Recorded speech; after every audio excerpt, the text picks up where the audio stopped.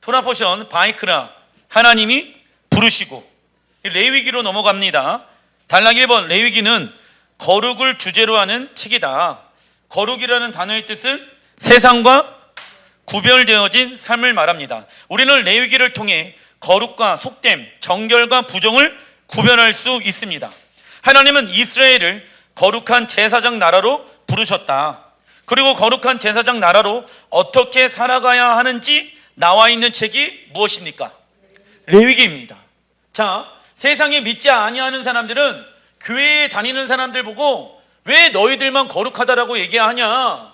나는 죄를 범하지 않았는데 왜 나는 죄인이고 너희들만 왜 의인이냐? 거룩한 사람이냐? 라고 얘기합니다.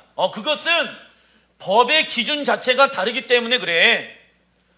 우리가 거룩할 수 있는 이유는 우리는 세상과 구별되어진 삶을 살고 있기 때문에 거룩한 자야. 그래서 하나님은 우리를 거룩한 제사장 나라로 부르셨지요. 출애굽기 40장 2절 시작. 너는 첫째 달 초하루에 성막 곧 회막을 세우고. 자, 이스라엘 백성들이 출애굽했어요. 유월절 어린 양의 피로 문지방과 문설주에 피를 바르고 나왔지요. 그리고 하나님이 어디로 인도하십니까? 시내산으로 인도하시죠. 왜요? 결혼 서약하자고. 그리고 시내산에서 하나님이 구체적으로 말씀하신 말씀의 내용은 무엇입니까? 하나님의 영광이 거할 하나님의 장막을 만들라. 그 장막을 만드는 데까지가 딱 1년 걸린 거야. 딱 1년. 지금 나와 있죠? 그러니까 출애굽하고 난 이후에 2년째 되어지는 날을 지금 얘기하는 것입니다. 그런데 그 하나님의 영광이 임하는 그 장막, 그 장막의 모습은요, 요한계시록에 보게 되어지면 어떠한 모습이다? 새 예루살렘의 성의 모습이다. 모세가 초자연적인 하나님의 계시와 능력을 받게 되어지는데 어디에 있어요? 시내산에서. 그리고 결혼서역 하잖아요. 그때 근데 요한계시록에 보게 되어지면 하나님은 거룩한 성, 새하늘과 새 땅, 새 예루살렘을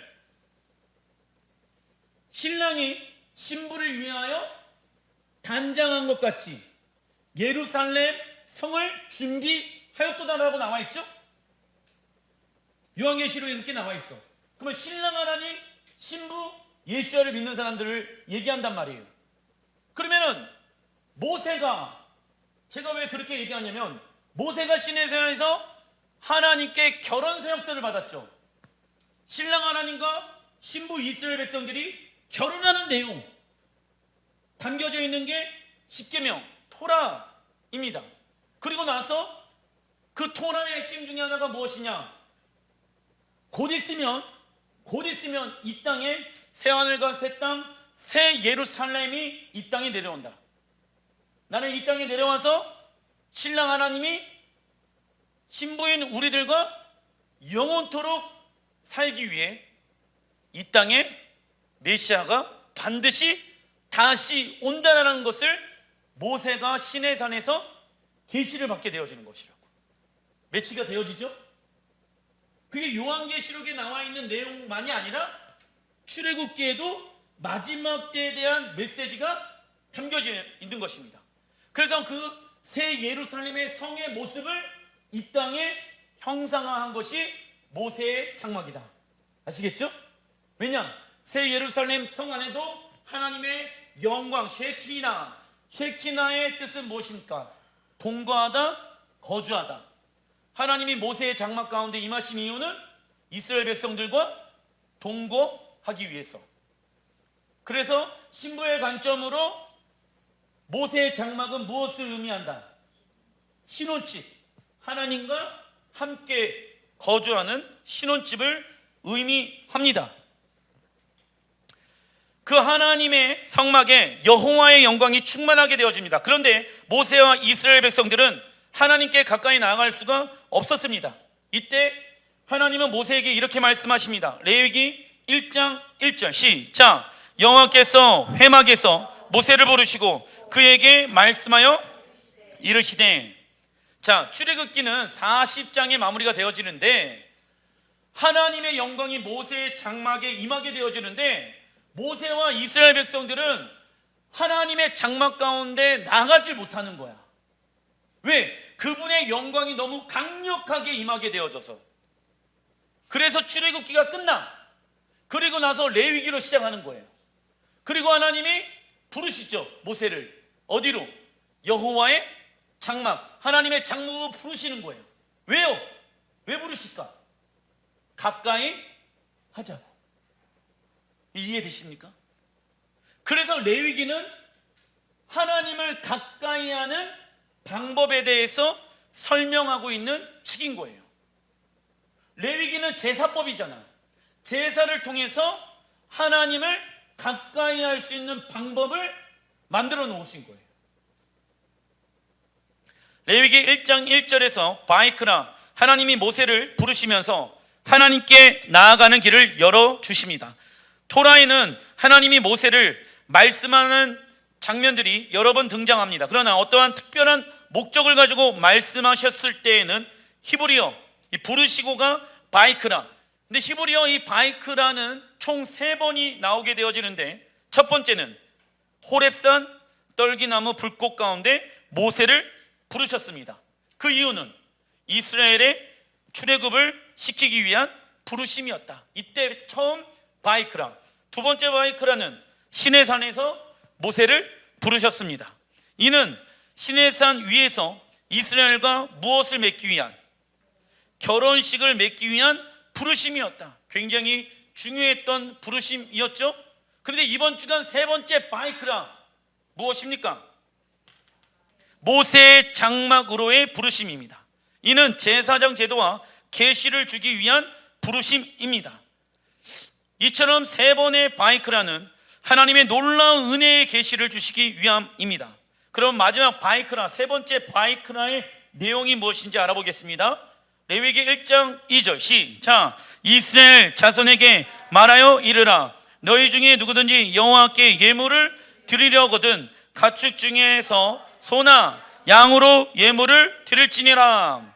하나님을 가까이 할 수 있는 방법은 예물을 드리는 것이다. 이 예물의 히브리 원어를 보니까 뭡니까? 코르반. 코르반을 가지고 하나님께 제사를 드려야 한다. 그러니까 하나님을 가까이 하려면 무엇이 있어야 된다? 코르반, 예물이 있어야 된다 라는 것이죠. 예물의 히브리어 코르반은 동사 카라부에서 유래되어졌는데 그 뜻은 적어놔 주십시오. 가까이 가다. 가까이 가다. 그러니까 예물은 단순히 재정을 얘기하는 것이 아니다. 예물을 드림으로 인해서 하나님을 가까이 할 수가 있게 되어지는 통로일 뿐이다 라는 것이죠. 즉 우리가 하나님께 가까이 나아가기 위해서는 희생 제사의 예물 대신 무엇을 의지하여? 예수와의 보혈을 의지하여 예배를 드려야 합니다. 즉 코르반은 무엇을 상징할까요? 예수와 적어놔 주십시오. 그런데 코르반은 누구를 의미한다? 예수와를 의미한다. 예수와를 의지해서만 하나님의 영광으로 들어갈 수 있다. 이 땅에 하나님의 나라가 임하게 되어졌을 때 하나님의 영광이 충만하게 되어지는데, 하나님의 성전에 들어갈 수 있는 사람들은 누구이다? 예수와를 믿는 사람들. 그러겠죠. 그래서 레위기 1장의 예수와에 대한 예표가 코르반을 통해서 지금 나오는 거예요. 누가 신랑이신 하나님께 가까이 나아갈 수 있겠는가? 예수와의 보혈을 의지하는 사람들, 코르반, 예수와를 의지하는 사람들이 하나님을 가까이 할 수가 있게 되어진다. 하나님을 가까이 할 수 있는 사람들은 누구다? 레위기, 제사장들이라는 것이죠. 제사장들만이 제사법을 통하여 하나님을 가까이 할 수 있는 거예요. 그래서 우리가 하나님이 원하는 방법으로 예배를 드리는 이유는 무엇이냐면, 그 하나님이 명령하신 그 제사의 법에 의해서 예배를 드리는 것이죠. 그때 하나님은 우리와 가까이 하게 되어진다. 히브리서 10장 19절 시작. 형제들아, 우리가 예수의 피를 힘입어 지성소로 들어갈 담대함을 얻었나니 하나님은 우리와 가까이 하기 위해 당신의 하나밖에 없는 아들 예수야를 희생 제물 고르반으로 드리셨습니다. 이를 통해 우리와 함께 거하시며 가까이 하고자 하시는 하나님의 무엇을 열심과 갈망과 그리고 희생을 알 수 있습니다.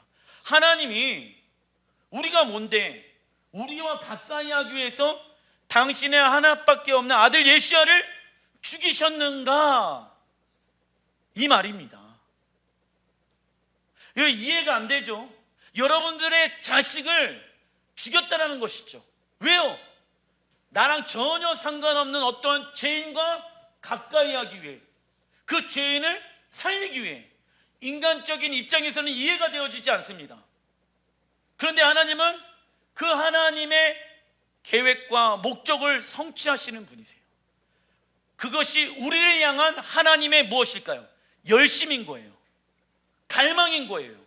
그리고 우리를 향한 하나님의 희생인 거예요. 하나님이 우리 자녀들을 그렇게 기다리고 계신다. 하나님이 우리 남편들을, 아내들을 그렇게 기다리고 계신다.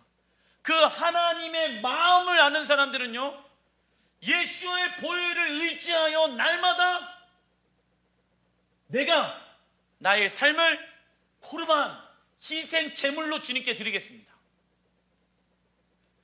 날마다 의지적으로, 생각적으로 온 힘을 다하여 나의 죄를 다시 한번 십자가에 못 박습니다. 내가 나의 영광을 위해서 살아가는 것이 아니라 주님의 영광을 위해서 살아가길 원합니다. 희생 제물로 주님 앞에 올려드리길 원합니다. 무엇을? 나의 삶을, 나의 마음을, 나의 전부를, 나의 영광을 위해서, 나의 이익을 위해서 주님께 나의 삶을 올려드리는 게 아니라 그냥 오직 그분만을 위해서. 왜? 나에게 가장 값진 것은 구원이며 예수와입니다. 구원의 생명을 주었기 때문에 그 구원의 생명보다 더 위대한 사랑은 없습니다. 그러니까는 가장 값진 것이 무엇이지? 우리의 뭐가 될까요? 생명이 되어지는 거예요. 그래서 우리의 삶을 희생 제물로 주님 앞에 날마다 올려드리는 거예요. 왜요? 예행 연습하는 거거든요. 하나님의 나라가 이 땅 가운데 임하게 되어졌을 때 누가 그분의 보좌 가운데 가까이 나갈 수 있을까요? 누가? 이 땅에서 예수의 보혈을 의지하여서 날마다 주님의 지성소 가운데 나아가는 리허설 되어진 사람들, 예행 연습이 되어진 사람들. 찬양하기 싫죠. 예배하기 싫죠.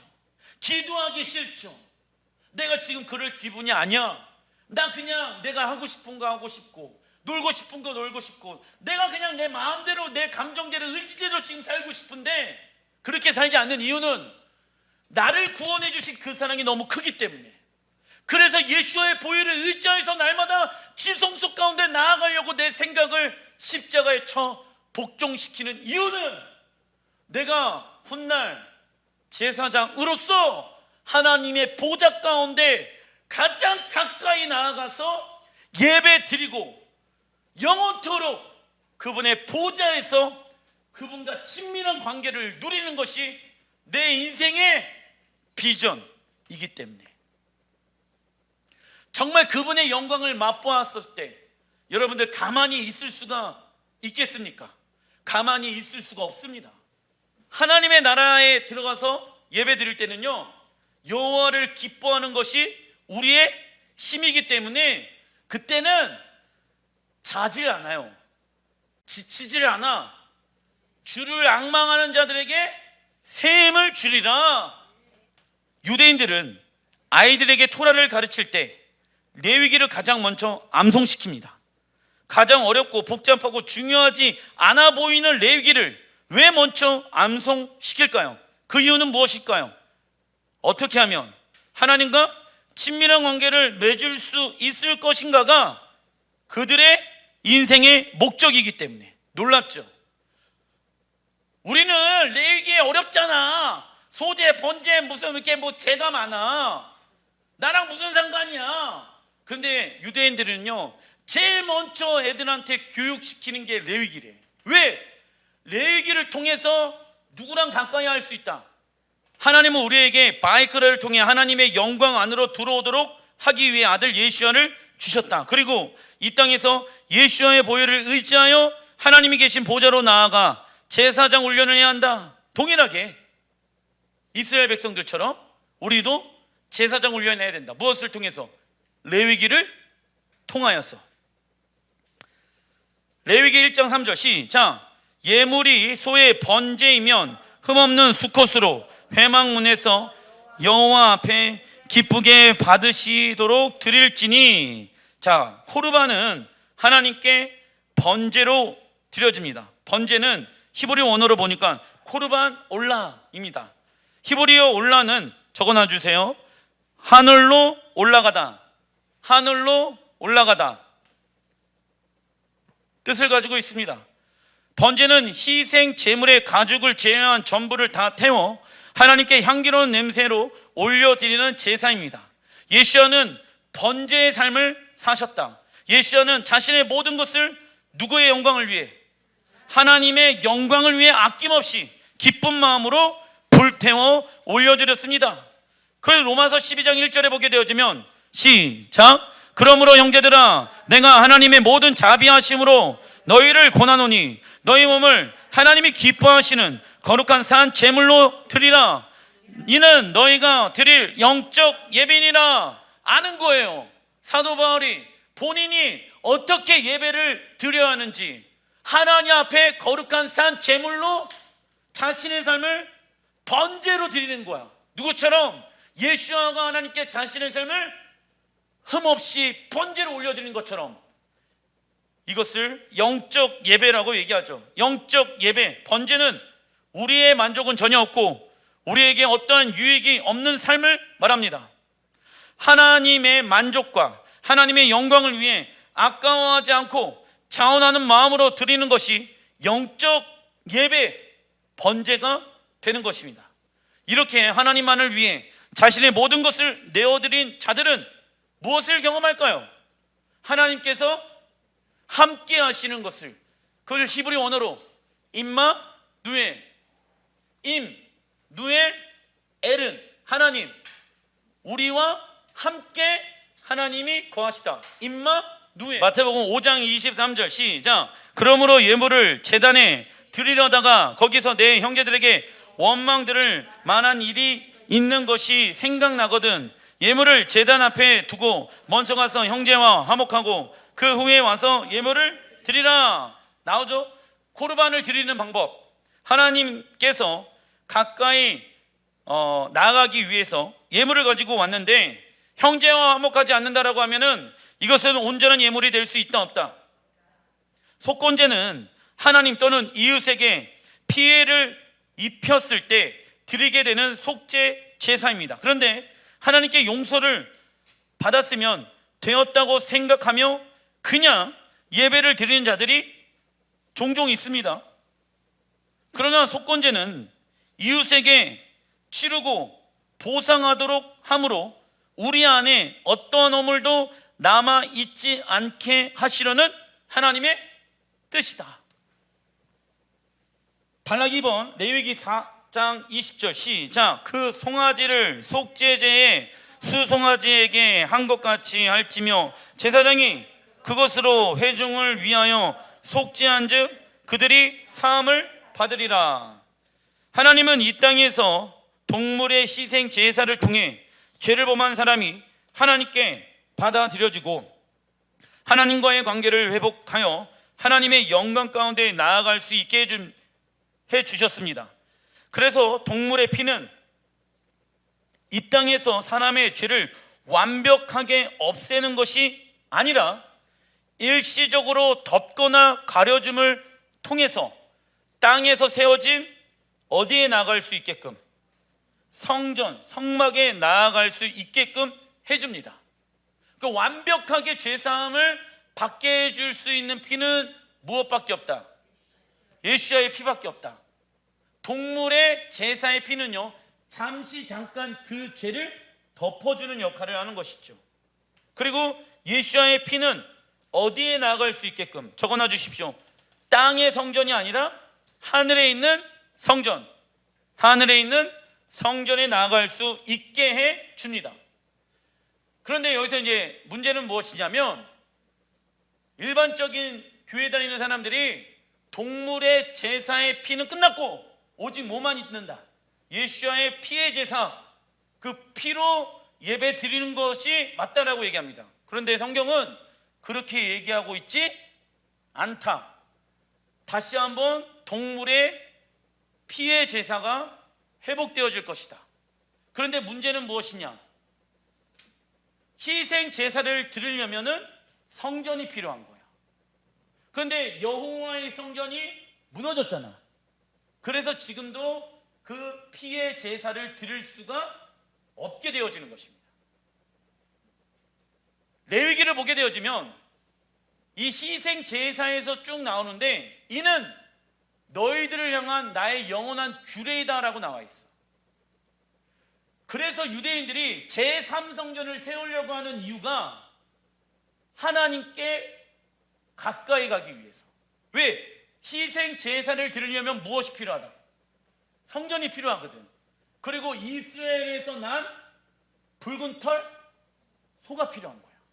그리고 또 제사법을 아는 레위 지파가 필요하거든. 근데 레위 지파랑 그 붉은 털 가지고 있는 송아지는 이스라엘에서 구해줬어요. 하나님의 절대적인 은혜로. 근데 무엇이 없어요 지금? 성전이 없는 거.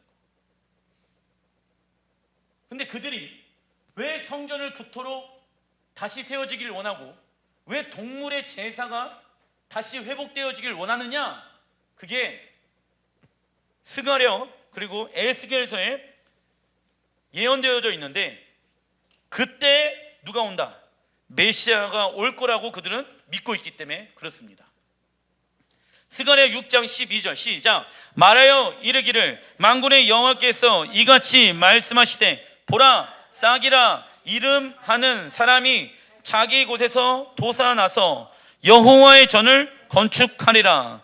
그가 여호와의 전을 건축하고 영광도 얻고 그 자리에 앉아서 다스릴 것이요, 또 제사장이 자기 자리에 있으리니 이 둘 사이에 평화의 은연이 있으리라 하셨다 하고, 먼데 사람들이 와서 여호와의 전을 건축하리니 너희가 만일 너희 하나님 여호와의 말씀을 들을진대 이같이 되리라. 자, 여기에서 핵심 포인트는 무엇입니까? 여호와의 전을 건축한다. 누가 와서? 예시야가 와서. 그리고 15절에 보게 되어지면 누가 합력합니까? 먼데 사람들이 와서 여호와의 전을 건축한다. 잠깐, 근데 자 보세요. 13절에 보게 되어지면 그가 여호와의 전을 건축하고 영광도 얻고 그 자리에 앉아서 다스릴 것이요 나와 있죠. 이게 이제 유대인들이 바라봤을 때는 삼성전을 얘기하는 거야. 예수야가 다시 오실 때 예루살렘 성전에서 앉아가지고 모든 열방들을 통치하고 다스리게 되어질 것이다 라고 이야기하면서, 또 누가 나와요? 제사장이 자기 자리에 있으리니 이 둘 사이에 평화의 의논이 있으리라 하셨다. 제사장은 누구입니까? 우리잖아. 거룩한 제사장, 우르스 하나님이 우리를 부르셨잖아. 하나님의 보좌 가운데 가장 가까이 나아갈 수 있는 사람들은 제사장이라고 제가 말씀드렸죠. 우리와 세상 인류의 평화의 의논을 하신다고. 왜? 우리는 왕으로 또한 부르심을 받았기 때문에. 자, 대통령들이 인류의 평화를 위해서 모이잖아. 정상회담을 하잖아. 똑같은 거예요 지금. 그러면 그 제사장이 하는 역할은 무엇일까요? 제사이겠죠. 그러면 그 제사법은 이 땅에서 드려지는 법에 의해서 집행돼야 되겠죠. 왜냐? 지금 성전이 만들어졌잖아.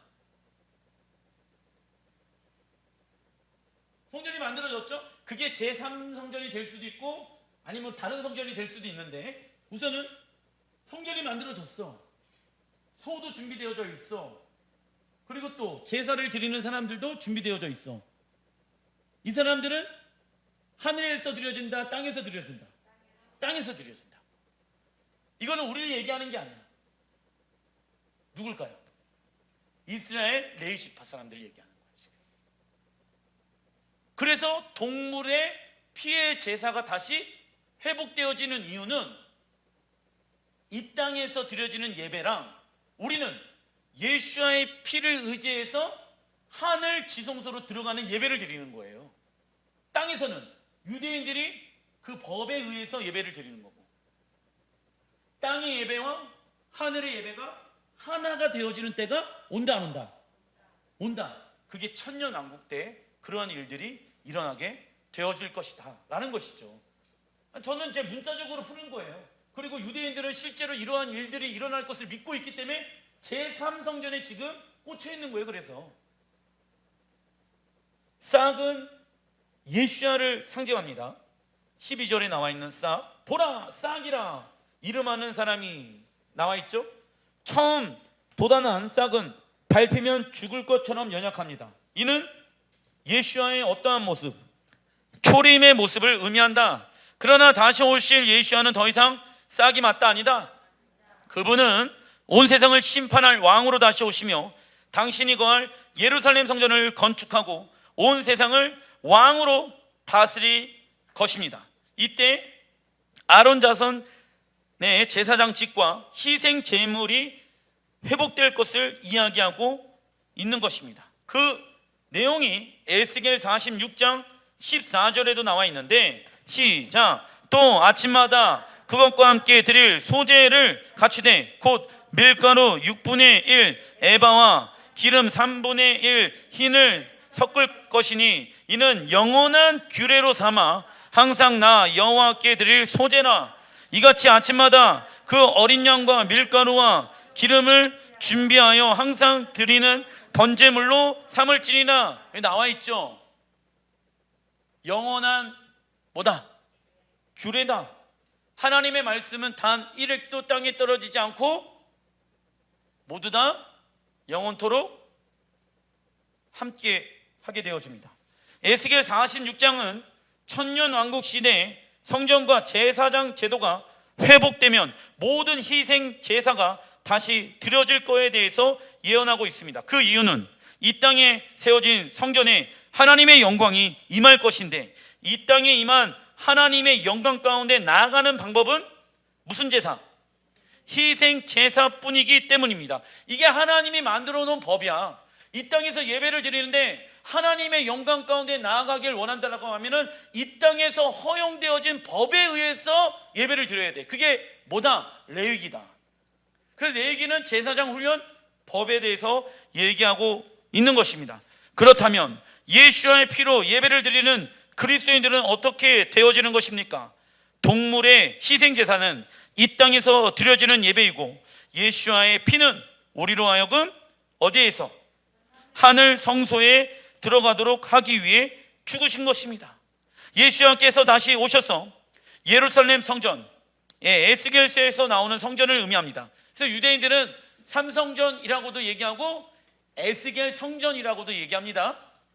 왜냐하면 삼성전이라는 단어가 나와 있지 않거든. 사실 삼성전이라는 단어가 안 나와 있어. 근데 이제 솔로몬 성전이 1성전, 그리고 스룹바벨 성전이 2성전, 세 번째 세워질 성전을 그래서 삼성전이라고 얘기하는데, 다른 말로는 무슨 성전? 에스겔 성전이라고 얘기합니다. 아시겠죠? 예수께서 다시 오셔서 예루살렘 성전이 세워지면 땅에 있는 성전과 하늘에 있는 성전이 동시에 존재하게 되어집니다. 이게 무슨 얘기냐? 자, 천년 왕국 때에는 새 하늘과 새 땅, 새 예루살렘이 이 땅에 임한다, 임하지 않는다? 임하지 않는다. 완벽하게 에덴 동산의 영광이 임했던 것처럼 천년 왕국에는 임하지는 않아요. 부분적으로 회복되어져요. 부분적으로. 그러나 언제 하나님의 영광이 완벽하게 회복되어질까요?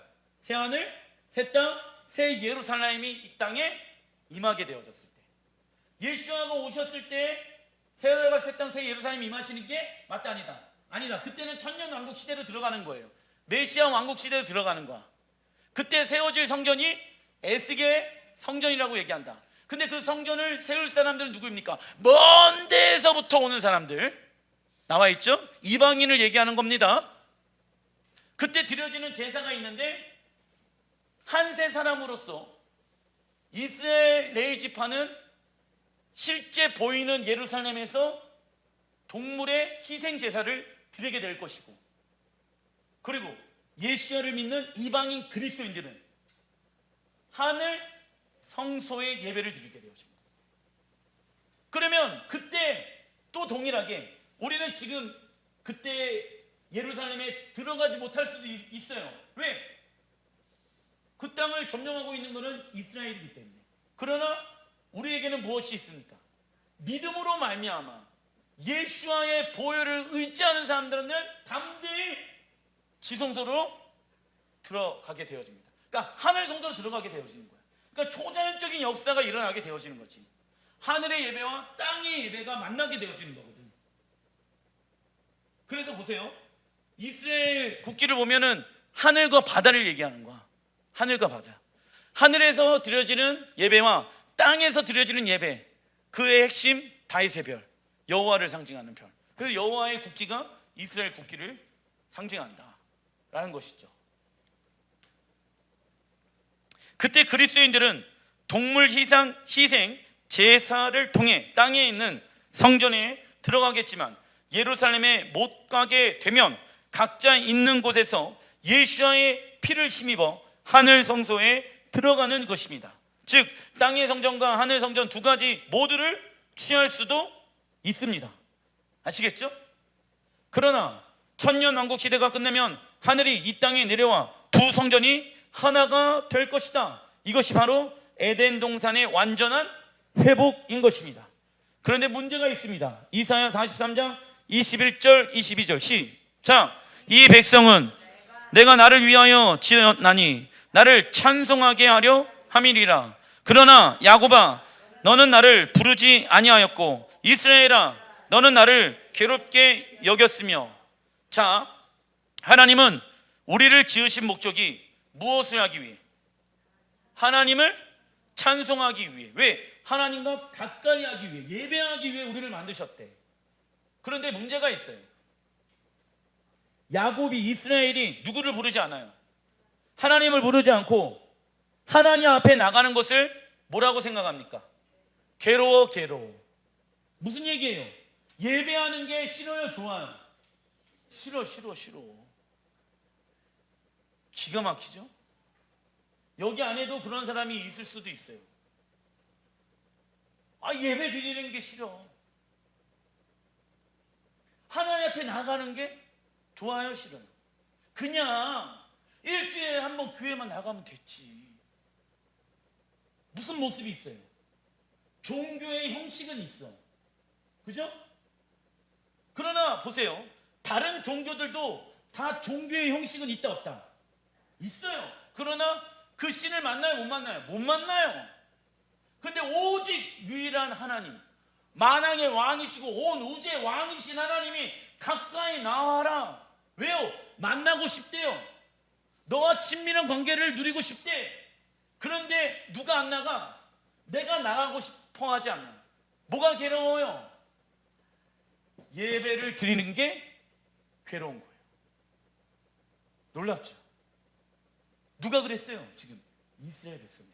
우리도 동일하게 그렇게 되어질 수도. 이스라엘은 자신의 모든 것을 하나님의 영광을 위해 아낌없이 기쁜 마음으로 불태워 드리는 것을 부담스러워했습니다. 이스라엘이 코르반하는 것을 부담스러워했던 이유는 무엇이었을까요? 하나님을 제대로 알지 못했기 때문에. 그러나 하나님이 어떠한 분인지 정확하게 아는 사람들은 하나님의 말씀에 무엇을 알 수 있다?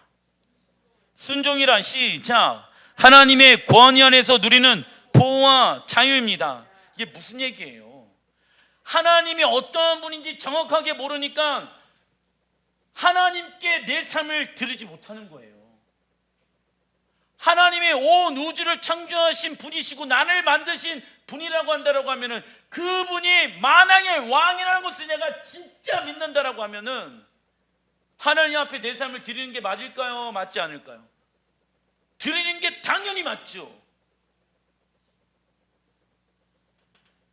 그런데 하나님이 어떠한 분인지를 모르니까 하나님께 내 삶을 맡겨드리는 것이 부담스러운 거예요. 갈등하는 거야. 세상과 하나님을. 왜요? 하나님도 어떠한 분인지를 대충은 알겠는데 내가 전적으로 동의할 수는 없어. 그리고 하나님이 어느 때 필요해요? 내가 어떤 원하는 것을 이루어낼 때 누가 필요해요? 하나님이 필요한 것이죠. 그것은 우상 숭배랑 다를 것이 없다. 하나님을 예배할 때는 수동적인 자세가 아닌, 적어놔 주십시오, 적극적인 자세가 필요합니다. 예수와의 보혈을 의지하여 우리의 삶을 희생 제사로 드리며 우리의 자아를 십자가에 못 박고 구별하여 거룩함으로 나아가는 작업을 매번의 예배 때마다 해야 합니다. 그러나 종교적인 형식의 모습은 있지만 하나님과 인격적인 관계를 맺지 못하고 있다면 무슨 영에 사로잡혀 있다? 종교의 영. 이는 다른 종교와 별 다를 것이 없습니다. 기도하겠습니다.